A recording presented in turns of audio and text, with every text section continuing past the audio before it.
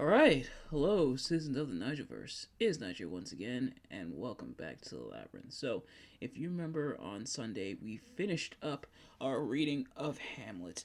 And what a saga that was. So if you haven't already, go check out go check out our Hamlet reading series. But in the meantime, I'm shifting gears. It's back to business as usual. Well, as we are going to as we are once again reading and discussing poetry, which is of course what we normally do here in Nigel's Successful Labyrinth, and now we're getting back into the swing of things. And of course, if this is your first episode of the Nigel's Tales from Labyrinth, welcome. If not, welcome back. But if you are new here, first of all, welcome once again. But also, what we do here, for the most part, with some exceptions, as I just mentioned, is we read poetry. So we read and analyze poetry. I got some poems for myself, poems from other poets. This time it's the same poet, and there's a reason for that. But without further ado, let's get right into it. The first one is called Noises. So many noises, hard to concentrate, hard to find my way through the darkness. Different voices, different things. It's like facing a brick wall, but it's shouting back at you. So I'm sure we've all been there where it seems like, hey, and noise could be a variety of things. It could be literal noise. It could be just stuff in life getting chaotic and stuff like that. It's hard to get lost where when you're being pulled in so many different directions and you're not quite sure where to go in life. It can be kind of tricky, and oftentimes it's hard for us to try to concentrate on where we're going because all these things are happening in our lives. All this noise, and the noise can be a variety of things clouding our ears and thus in some ways clouding our judgment. It can be pretty difficult to navigate through that. How does one navigate through that? It can, don't have a definitive answer, but I do know that it's definitely not easy sometimes. But nevertheless, this next one is called Break. The pieces of me feel like they're getting more and more loose, but if I fall apart, can I put myself back together again? So I promise the previous one and then this one aren't really connected, but I'm sure we felt like this sometimes as well, where it feels like it's hard to hold on, where things are going on, and it's and it's hard for us to really maintain and to maintain our composure when it feels like life is just has taken us by the hand, just doing this and this and this the whole time. It can be pretty tricky, to navigate anything without falling apart, and it's hard. So for those of you who are walking through life, keeping your head held up, all the props in the world to you, and those who are going through something like this, wishing you all the best. But this next one is called Gift Boxes. Forgot to put my name by there, so we'll just take that and there we go, perfect. I spent night after night filling so many gift boxes, filling them all the way with all the pieces of my heart, and giving them all away to so many people. But when I opened my gift box, it was empty. So, excuse me,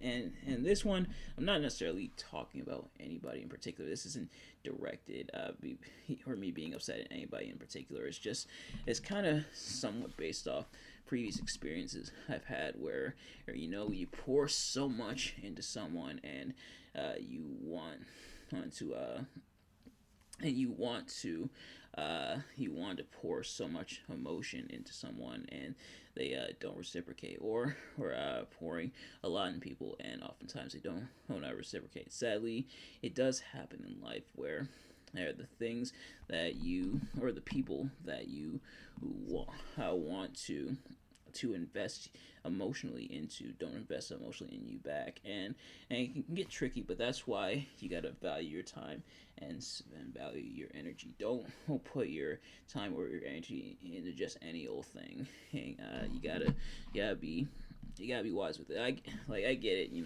It seems right to try to put that energy into something, but or someone, I should say, but they won't always reciprocate, and they won't always be grateful for you. Right? That's why you gotta That's why you gotta guard your heart, but you also gotta be wise with your heart. And trust me, hey, I know, like I try my best to be there for everybody, and for the most part, people do appreciate it and reciprocate, which is why I say it's not really directed at anyone. But sadly, not everyone does. But that's part of life, you know. But this next one is called November Sunday Morning, and this is by Alvin Feinman. And if I mispronounce any of these names, I do apologize. And the light awakened in heyday of air, tuned low and clear and wide. A radiance now that wouldn't blaze, and veiled the most golden horn, or any entering of a sudden clearing, to a standing, astonished, revealed, that the actual streets I loitered in lay lit like fields, or narrow channels, about to open to a burning river, all brick and window vivid and calm, as though composed in a rigid water no random traffic would dispel, as now through the park and across the chill nailed colors of the roofs, and on near trees stripped bare, corrected in the scant remaining leaf, to their severe essential elegance. Light is the all exacting good, that dry, forever virile stream that wipes each thing to what it is, the whole collage in stone, cleansed to its proper pastoral. I sit and smoke and linger out desire, and know if I closed my eyes I'd hear again what held me awake at night. Awake all night, I should say. Beside her breathing, a rain falling, it seemed into a distant stillness, on broad low leaves beside a pond, and drop into black waters. So, essentially, Alvin, and in a lot of ways talking about the fall, and yeah, it says November Sunday morning, but talking a lot about the fall and kind of what's happening around him. You know, the leaves are changing color. It's very cold out, and equating it to what's going on there. So we see like everything around him very much paint the picture, which is what I love so much about imagery. That's why I love imagery poems so much, and why I read a lot of them here on the channel. Is it paints that picture, and definitely painting that picture, equating to his own life. You really see things through Alvin's eyes, like see what he's seeing, and of course you can see it because around the fall time, that's when the leaves change and the weather changes, but I see it even more. But this last one's called Summer Afternoon. This is also by Alvin Feinman. This will always be, and why to ever argue for, here walking in its life, or sprawled, or loitering down shallow valleys of the lawn, the trees that are there, the pigeon bobbing through its hollow gray ellipse of ground. The comfort of this ground is physical. The sun goes through your shirt like liniment.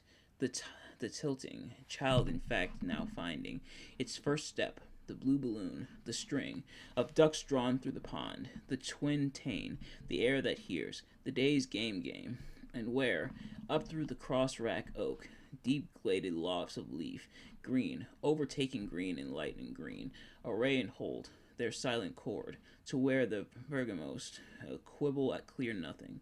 The air is not a pure ledge of opening. Nothing here is not hot enough to be without. All I need to ever argue for. Alright, so this initially wasn't intentional, reading two poems by the same poet, which I think is the first time this happened, and at least within the same episode here on Nigel's Steps from Labyrinth. So we're making history here. But I did find these poems not too far from each other. But I think there is a chance they could be connected. But also, making kind of a connection there. Here you see the two different seasons, and one is obviously the fall, all the autumn, stuff like that, closer, or as the weather closes towards that cold winter weather that we all know and love.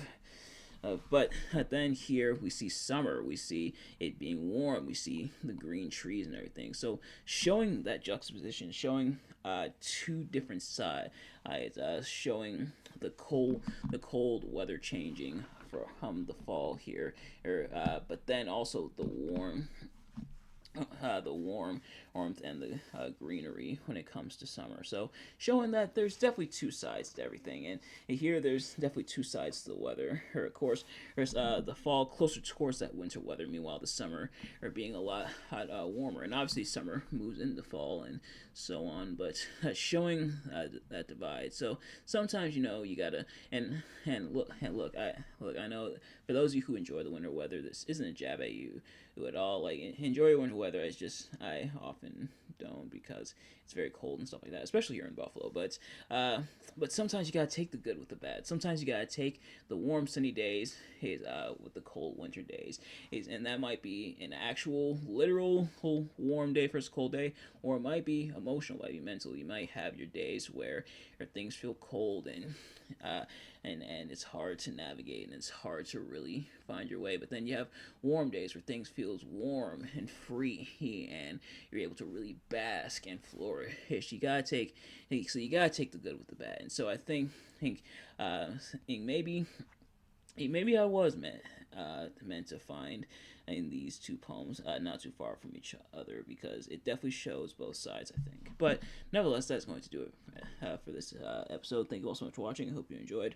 If you did, please do me a favor: like, comment, subscribe, share with your friends, turn on post notifications so you know every time I upload a video, so you can see the drops, and let me know in the comments what your thoughts on these poems and my reading. Did you like to select the poems? Do you like to select my reading the poems? Let me know. Thank you all so much for watching. I'll see you guys later. Peace.